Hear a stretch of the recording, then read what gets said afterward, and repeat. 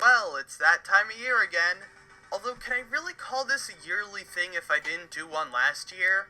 Ah, well, doesn't matter. The reason I didn't do one last year is because there weren't enough good games for me to make a list last year. This year, on the other hand, there were definitely enough. I played a lot of great games in 2015, to the point where I think it could actually outclass 2013. And now, it's time to pay tribute to those games, even though most of them you've seen me talk about already. But before I begin, there's something I'd like to clear up first, and that's the fact that these are the top 10 games I played in 2015. Not the games that came out in 2015, and not the games I reviewed in 2015. Although I will be ranking all the games I reviewed in 2015 at the end of this video, so stay tuned for that. Now with all that said, let's begin. You know, people have praised BioShock Infinite as being one of the best games ever made, or at least one of the biggest pieces of evidence that video games can be an art form. So with all the praise heaped at it, I decided to check it out, and here are my thoughts. Now, as you guys know, I'm not the biggest fan of first-person shooters, and that kind of carries over here. That doesn't mean I find the gameplay in this game bad per se, I just don't find it particularly interesting. What I like about this game is all the effort that went into creating this world and the story that surrounds it. Just exploring Columbia and seeing all the secret stuff hidden behind it is really interesting. The story behind it all is also pretty interesting, even if it did get a little bit confusing towards the end. That's really what makes this game for me. It has a really engaging story and atmosphere. Now, since this game's really well renowned, I'm sure there will be some people out there who will get mad that I'm only putting it at number 10, but keep in mind, this is coming from a guy who rarely ever plays first-person shooters. Have you ever played a game that was really hard, but it felt so fair in the way that it was hard that you never rage quit despite how much you kept dying? For a lot of people, that game would be Super Meat Boy, but for me, that game is Guacamelee, or, excuse me, Guacamelee Super Turbo Championship Edition! This is the first game I've played that has the Metroidvania style to it, and I think it's a really good game. This game has a lot to offer, whether it be the Mexican style to it, an awesome soundtrack, huge expansive worlds to explore, an awesome combat system, all the cool powers you can unlock, all the unique characters you encounter, and a general sense that the game isn't really taking itself that seriously. Like I said, the game's a challenge, but due to it just overall being fair as well as having a lot of checkpoints, it's a good kind of challenge. I never said Guacamelee was the best 2D platformer I played this year though, and it can't be because that title would have to go to Shantae and the Pirate's Curse. This game really is good though. It has a lot of good levels and good mechanics to it. All of Risky's items that you collect throughout the game were fun to use and used pretty often. The game had some likable characters and some pretty funny moments as well. Not to mention, I really did like the design of a lot of the areas. The bosses were decent, nothing all that memorable though. Overall though, the game really did get me into the Shantae series, and I can certainly say I'm excited for Half Genie Hero. Hey guys, remember when I said that Splatoon was guaranteed to be in the top 5 in my list of 2014 and 2015? Yeah, as you can see, that didn't happen. Now I bet you're wondering, why did it drop so low? Honestly, I think the reason for that is when it comes to multiplayer games, I don't stay engaged as long as everyone else does. I think I've said it before, and I'll say it again. I tend to be more interested in single-player games rather than multiplayer games. I mean, for God's sakes, I actually like the single-player game in Splatoon more than the multiplayer mode. And honestly, I do think the single-player mode in this game's really good. The multiplayer mode I started out really enjoying, but as time went on, I started to lose interest in it, and as more and more updates kept coming along, I felt it harder and harder to keep up. I do get why tons of people like this, though. And you know, Splatoon's mechanics are really creative, for both single-player and multiplayer modes. I guess I just didn't get as much out of it as a lot of other Nintendo fans did. But in the end, I still did have fun. Make way for the game that the Countdown community used to be obsessed with.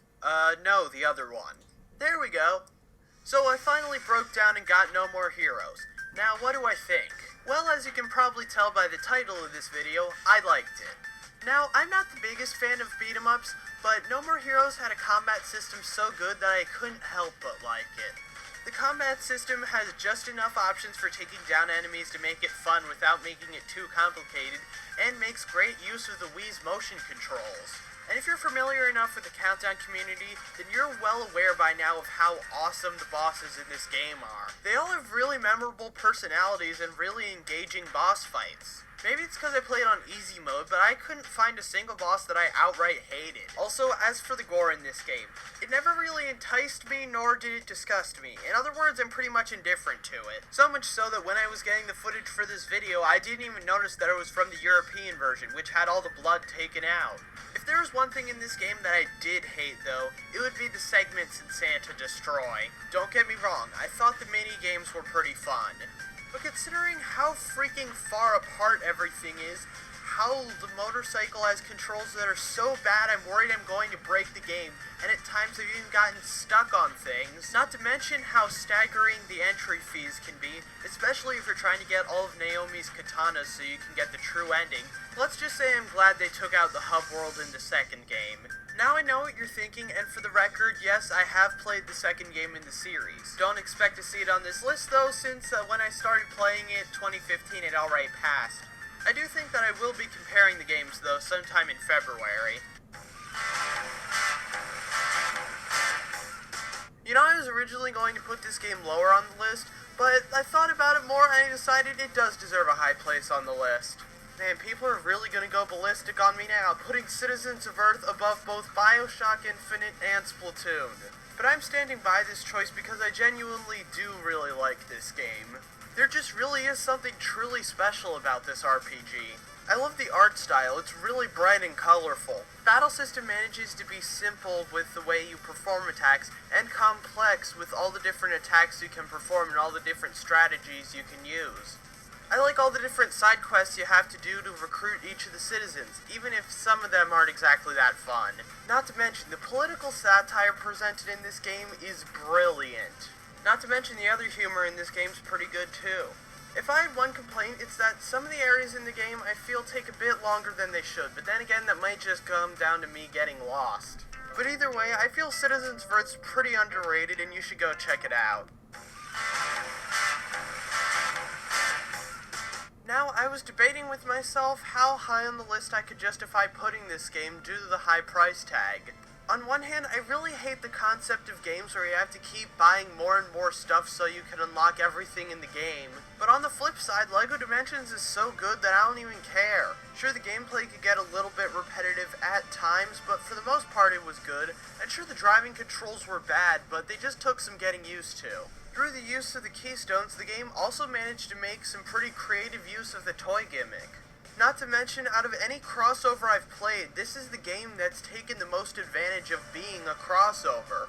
With every license they got their hands on, they managed to make the most of it, with the exception of Back to the Future, although I haven't played the DLC level for that one. I mean, who wouldn't want to fight 3 bosses in a row all from different universes? Or see GLaDOS and HAL 9000 argue with each other?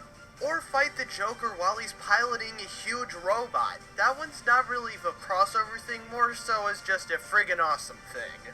If there's one complaint I had with the crossover aspect, it's that you have all these different villains getting sucked back to Vortex Realm, as in, yes, they are all in the same place, but you never refight any of them. I don't know, I thought it would have been cool towards the end to have sort of an epic boss fight or a battle royale featuring a bunch of the villains that you already defeated. I mean, what they went with was still pretty good, but it would have been nice. Not to mention there's a bunch of content outside the main story that's really good as well. Overall, I would definitely recommend this game, if you can afford it. Okay, I've got Undertale at number 3 on the list. I think that's high enough on there for the fans of the game not to come after me. Jokes aside though, if you haven't been paying attention, Undertale's pretty much eclipsed Five Nights at Freddy's in terms of popularity within the past couple of months. Honestly, pretty soon after I had beaten the game, I kinda saw this coming. But as you can tell by the placement of this game on the list, I do genuinely think that Undertale deserves all the popularity that it gets. Honestly, I think that this game is really going to be remembered in the gaming history books. Tons of people have had a lot of different emotional experiences with this game that they talk about in videos, and I think it's pretty interesting. I don't know if scholars say this or anything, but I think one of the key principles of something being pretty sophisticated is a bunch of people walking away from it, all having different interpretations of it. Does that mean I would class Undertale as high art? Well, I don't like to refer to things as high art mainly because that kind of sounds pretentious to me. But like I said, I do think the gaming history books will look back on Undertale pretty favorably. So with all these different views on it, what do I think of Undertale? I personally don't really think of it as this rich, emotional experience. I just think of it as a really enjoyable and funny comedy RPG. One with awesome, memorable characters, a battle system that's great and unlike anything I've ever seen, retro-style graphics that actually look really good, rather than just another blatant cash-in on people's nostalgia, and one of the best soundtracks I've heard in any video game. Seriously guys, it's up there with Ghost Trick. Although I will admit, at times I did feel a bit uncomfortable with just how self-aware the game could be. Like I said before, I never hated Five Nights at Freddy's like everyone else, but I am glad that the game that's really blowing up right now is one that I actually really like. Honestly, it's a really weird feeling now that I come to think of it. I mean, as you guys probably already know, I don't exactly have a history of having the popular opinion. Undertale's only $10 on Steam, and I would tell you to go pick it up, but let's face it, by this point, just about everyone else has told you to do that already.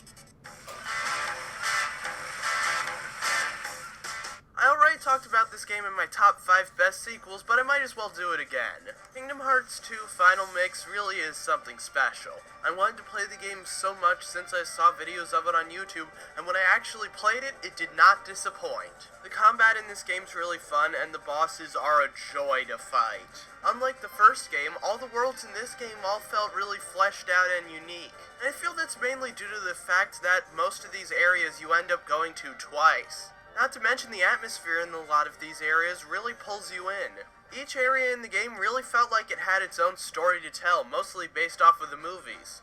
The story in this game was also really interesting, having a lot of twists and turns to it, and in general being pretty good. Although yes, I will admit, at times the game can be cheesy beyond belief. Like I said before, the hack and slash combat in this game is really fun, using a lot of different things, particularly reaction commands. And with the exception of a few, I thought a lot of the bosses in this game were really fun. I'm well aware that most of what I said here I already said in top 5 best sequels, but I guess I just don't really have much more to say. Next. You know, if you paid close attention to my videos last year, you might have already figured out what number 1's going to be. So without any further ado, my favorite game of 2015 is Saints Row 4. I mean, when a game starts off with you killing the main villain from the last game and stopping a nuke that's heading straight for the White House, you know you're in for a pretty special game. This is the game that got me into the Saints Row series, and that alone warranted being on the list. But as you imagine, since it's number 1, there's a lot more to it than that. First off, Saints Row 4 is one of the funniest games I've ever played, right up there with Psychonauts, Lego City Undercover, and Undertale. Not to mention, this game just seems to have a wide array of really awesome moments. The city of Steelport's really fun to traverse around, especially when you have a wide array of weapons and superpowers at your disposal. The locations have a lot of variety to them, whether it be a world based off of Tron, a parody of a 1950s sitcom, or a place where you fight a giant energy drink monster. I also liked all the characters in this game. All of the members of the Saints were likable, and the main villain, Zinyak, is pretty much a more subdued version of Hades before Hades became a thing. Obviously, I'm talking about Hades from Kid Icarus Uprising, not from Greek mythology in general. Not to mention, the game has tons of content to keep you busy, whether it be various things to do around the city, a wide array of side quests, or just goofing around in general. Overall, Saints Row 4 is an awesome game, packed to the brim with action, creativity, and hilarity. With all the awesome games I played in 2015, I can only hope that 2016 will be able to match it. And so far, things have really been starting to look that way. I'm Defoffalizer, and since you guys waited so patiently, I think I'll show you the rankings for the games I reviewed in 2015 now.